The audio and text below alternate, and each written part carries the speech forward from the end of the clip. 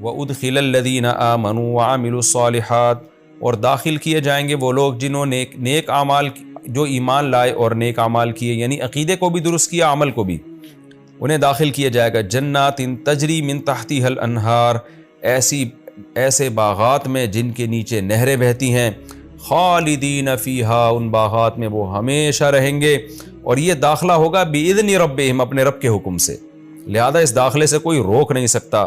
تحیتہم فیہا سلام، جب وہ آپس میں ملیں گے تو ان کا تحیت سلام ہوگا۔ جہنمی آپس میں ملیں گے تو ایک دوسرے پہ لعن طعن، تیری وجہ سے ایسا ہوا، تیری وجہ سے ایسا ہوا، جبکہ جنتی جب ملاقات کریں گے تو سلام۔ آگے اللہ تعالیٰ نے توحید اور کفر کی مثال کو ایک درخت سے تعبیر کیا ہے، بڑی خوبصورت مثال ہے کہ کلمہ توحید جو ہے نا، کلمہ توحید، اس کی مثال اس درخت کی ہے جس کی جڑیں مضبوط ہوں اور شاخیں آسمان تک پہنچ رہی ہوں، جیسے کھجور کا درخت جس کو شجرہ طیبہ کہا گیا ہے کہ آسانی سے گرایا نہیں جا سکتا اور بڑی بلندیوں تک جاتا ہے اور بہترین پھل دیتا ہے۔ تو اسی طرح کلمہ طیبہ جو ہے نا، کلمہ توحید، جس شخص کے دل میں آئے گا تو اس کی بنیاد مضبوط ہوگی اور وہ بہت بلندیوں تک جائے گا، اور اس کا پھل نیک اعمال کی صورت میں ظاہر ہوگا۔ اور مضبوط بنیاد کا مطلب یہ ہے کہ وہ ڈاما ڈول نہیں ہوگا، وہ کانفیڈنس ہوگا اس کو، اور بڑے کانفیڈنس کے ساتھ وہ اچھے اعمال کرے گا۔ جبکہ شرک جو ہے نا، شرک، کیونکہ اس کی کوئی بنیاد تو ہے نہیں، دلیل تو ہوتی نہیں مشرک کے پاس، لہذا اس کی مثال اس خبیث درخت کی ہے جس کو عربی میں ہنزل کہتے ہیں نا، اس کو خبیث درخت کہا جاتا ہے، بہت کڑوا ہوتا ہے وہ، اور صحت کے لیے نقصان دہ بھی ہوتا تھا، اور اس کی جڑیں بہت کمزور ہوتی تھیں، یعنی بالکل اوپر ہوتی تھیں، ذرا سا ہاتھ لگاتے تھے درخت پورا اکھڑ کے گر جاتا تھا۔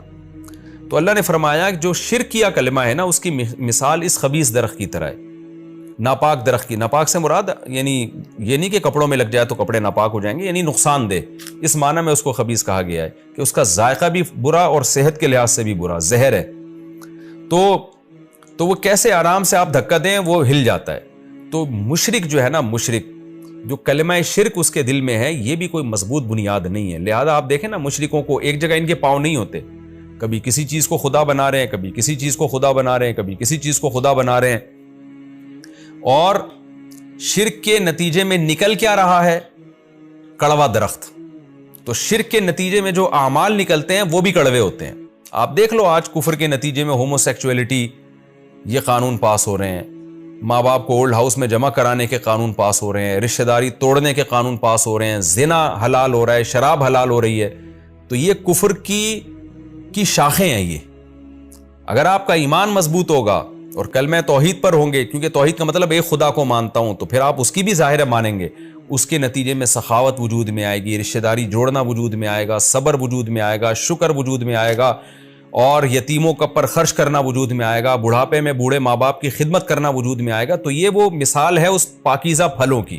تو بڑی خوبصورت مثال اللہ نے توحید کی اور شرک کی دی، کہ ایک کی مثال کھجور کے درخت کی طرح جس کی جڑیں مضبوط ہیں، ہلتا نہیں ہے آرام سے۔ توحید پرست آدمی کو بھی اس کی جگہ سے ہٹانا بہت مشکل ہے، لیکن مشرک آدمی ڈاماڈول رہتا ہے، کیونکہ اس کو اگرچہ وہ شرک پر تو قائم رہتا ہے، لیکن اس کی زندگی کسی ایک اصول پر قائم نہیں رہتی، اور کسی اور طرف دلیل آئے گی ادھر جھک جائے گا۔ آپ دیکھیں نا، جو لوگ بھی شرک کرتے ہیں ان کا ایک خدا نہیں ہوتا، ہزاروں خدا ہوتے ہیں، آج اس کو خدا بنایا ہوا ہے، آج اس کو خدا بنایا ہوا ہے۔ ہاں، ضد اور ہر دھرمی کی وجہ سے وہ ایک جگہ قائم رہیں تو ایک الگ بات ہے، لیکن ان کا ضمیر ان کو بار بار ملامت کرتا ہے کہ ہم غلط ہیں، ہم غلط ہیں، لہذا ان میں قرار نہیں ہوتا، اور پھر اتنی کمزور جڑوں کے باوجود جو پھل نکلتا ہے وہ کتنا کڑوا نکلتا ہے۔ تو شرک پر جو اعمال مرتب ہوتے ہیں وہ بہت خطرناک اعمال ہوتے ہیں، اور توحید پر جو اعمال نکلتے ہیں وہ کھجور کے درخت کی طرح۔ اللہ نے مثال بھی دیکھیں کھجور، کیونکہ حدیث میں آتا ہے کہ یہاں شجرہ طیبہ سے مراد جو ہے نا کھجور کا درخت ہے، تو اللہ نے مثال بھی ایسی دی ہے، کیونکہ کھجور کا جو پھل ہے نا وہ ایسا پاکیزہ پھل ہے کہ ہر لحاظ سے وہ انسانی صحت کے لیے مفید ہے، یعنی وہ ایک مکمل غذا ہے کہ اس میں منرلز بھی آپ کو ملیں گے، اس میں کاربوہائیڈریٹ بھی آپ کو بہترین والا کاربوہائیڈریٹ ملے گا، یعنی وہ ذائقے کے لحاظ سے بھی اور طاقت کے لحاظ سے بھی ایک جامع قسم کا اللہ نے پھل پیدا کیا ہے۔ تو اس لیے اس کی اللہ نے ایک مثال دی۔ اللہ فرماتے الم تر کیف ضرب اللہ مثلا کلمۃ طیبۃ کیا تم دیکھتے نہیں ہو اللہ کلمہ طیبہ یعنی لا الہ الا اللہ کلمہ توحید کی مثال دیتا ہے کشجرۃ طیبۃ کہ وہ ایک پاکیزہ درخت کی طرح ہے اصلھا ثابت جس کی جڑیں مضبوط ہیں. تو کلمہ طیبہ جو ہے نا توحید اس کی بیس یہ بھی بڑی مضبوط ہے کیونکہ دلائل ہے نا اس پہ. تو جو چیز دلیل سے ثابت ہوتی ہے وہ مومن کے دل میں بہت مضبوط مقام بنا لیتی ہے. اور اللہ نے فرمایا وَفَرْعُهَا فِي السَّمَاءِ اور اس کی شاخیں آسمانوں میں. تو کلمہ توحید کی بیس پر جو عمل ہے وہ اوپر کی طرف جاتے بھی ہیں یعنی اللہ کی ہاں ان کو مقبولیت بھی حاصل ہوتی ہے اور وہ ایسے پھیلتے بھی ہیں اور نکلتا کیا ہے کھجور جیسا پاکیزہ پھل. تو یعنی ان پہ جو اعمال مرتب ہوتے ہیں اس کلمہ توحید پر وہ اعمال بھی بہت اچھے اور اعمال بھی بہت زیادہ ہوتے ہیں. کیوں توتی اکولہا کل حین ہر دفعہ وہ درخت پھل دیتا ہے. تو مومن جو ہے نا جو توحید پرست ہوتا ہے اس کی نیکی اور اس کے اچھے اعمال بھی بار بار اس کے جسم سے نکلتے ہیں بِإِذْنِ رَبِّهَا اپنے رب کے حکم سے. وَيَضْرِبُ اللَّهُ الْأَمْثَالَ لِلنَّاسِ اللہ یہ مثالیں لوگوں کے لیے بیان کرتا ہے لَعَلَّهُمْ يَتَذَكَّرُونَ شاید ان کو نصیحت حاصل ہو جائے کہ توحید پرست بننا چاہتے ہو یا مشرک بننا چاہتے ہو. تو توحید پرستوں سے یہ چیزیں یہ اعمال نکلتے ہیں اور مشرکوں سے کیا توہم پرستی نکلتی ہے. وَمَثَلُ كَلِمَةٍ خَبِيثَةٍ اور خبیث کلمہ جس کو حنظل کا درخت کہا جاتا ہے کڑوا اس کی مثال کلمہ خبیث سے مراد شرکیہ کلمہ جو اس میں تمام قسم کے شرکیہ کلمات آ گئے ان کی مثال ہے کشجرۃ خبیثۃ اس خبیث درخت کی طرح ہے اجتثت من فوق الارض جس کو اکھاڑ دیا جائے اوپر ہی سے کوئی گڑھا کھودنے کی بھی ضرورت نہیں ہے کوئی بھی اس سے ٹکرا جائے تو وہ اکھڑ کے گر جاتا ہے نیچے ما لہا من قرار جس کو کوئی قرار سرے سے ہے ہی نہیں. یثبت اللہ الذین آمنوا اللہ ثابت قدم رکھتا ہے ایمان والوں کو بالقول الثابت اس قول کے ذریعے جس کی جڑیں مضبوط ہیں یعنی کلمہ توحید لا الہ الا اللہ. اس قول کے ذریعے اللہ مومنین کو ثابت قدم رکھتا ہے فی الحیات الدنیا دنیا میں بھی وفی الآخرہ اور آخرت میں بھی.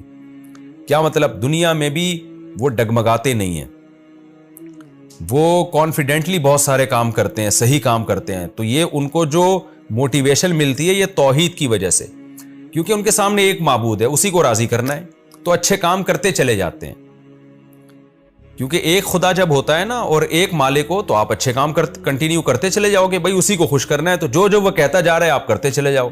ہزاروں خدا تو آپ کو کیا پتا یہ کیا چاہتا ہے اور وہ کیا چاہتا ہے. تو اللہ دنیا میں بھی ثابت قدم رکھتے ہیں اور آخرت میں بھی. کیا مطلب آخرت میں جب عذاب دیکھ کے لوگوں کے قدم ڈگمگائیں گے تو توحید پرست لوگوں کو اللہ اس عذاب سے محفوظ رکھے گا. اور حدیث میں اس کی تفسیر جو آئی ہے احادیث میں وہ یہ کہ اللہ کلمہ توحید والوں کو قبر میں بھی ثابت قدم رکھتا ہے منکر نکیر کے سوال جواب کے لیے. وہاں بھی ان کو صحیح جواب دینے کی توفیق ملتی ہے میدان حشر میں بھی ان کو صحیح جواب دینے کی توفیق ملے گی. وَيُضِلُّ اللَّهُ الظَّالِمِينَ اور اللہ ظالموں کو گمراہ کرتا ہے. ظالم سے مراد مشرک لوگ وہ گمراہ ہو جاتے ہیں. وہ گمراہ کا مطلب روزانہ ان کی گمراہی میں اضافہ ہوتا چلا جاتا ہے. آپ دیکھ لیں آج دنیا میں یہ قرآن کی آیتیں بالکل ایک واضح ثبوت ہیں جو دنیا کے حالات ہیں. عقل پرست لوگ جو توحید کو نہیں مانتے اسلام کو نہیں مانتے کیسے کیسے قوانین پاس کر رہے ہیں ان کی گمراہی میں روز بروز اضافہ ہوتا چلا جا رہا ہے. وَيَفْعَلُ اللَّهُ مَا يَشَاءُ اللہ جو چاہتا ہے کر گزرتا ہے. تو اللہ کی یہ قدرت ہے کہ توحید پرستوں کو ثابت قدم رکھتا ہے اور شرک کرنے والوں کو اللہ گمراہی کی طرف لے جاتا ہے. یہ بھی ہمارا رکوع الحمدللہ کمپلیٹ ہو گیا. اس رکوع میں اللہ تعالیٰ نے ہمیں شیطان کے بارے میں کہ شیطان ٹھیک ہے انسان کو گمراہ کرتا ہے لیکن زبردستی نہیں کر سکتا شیطان. تو آخرت میں تم شیطان کو ملامت کرو گے اور شیطان تمہارا مذاق اڑائے گا. وہ کہے گا میں نے تم پر کوئی زبردستی تھوڑی کی ہے. اللہ نے تمہیں بلایا اس کی دعوت تم نے سنی نہیں. میں نے بلایا تم میری دعوت پر لبیک کہہ کے آ گئے. اور یہ ایمان والوں کے لیے جنت کا تذکرہ اللہ نے کیا اور کلمہ طیبہ کی مثال شجرہ طیبہ سے دی اور شرک کی عقیدے کی مثال شجرہ خبیثہ سے دی.